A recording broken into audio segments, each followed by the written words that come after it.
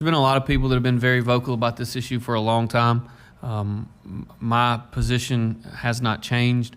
I spent much of 2019 telling the people of this state what I believed, and that is there is going to come a time at some point, I'm sure, in which the people of Mississippi are going to want to change the flag. And my position is that when they want to do that, it should be the people who make that decision, not some backroom deal by a bunch of politicians in Jackson. And while I know that the last few weeks has certainly increased conversations around that and many other topics, and justifiably so, I believe one of the problems we have in America right now is that people don't trust their politicians.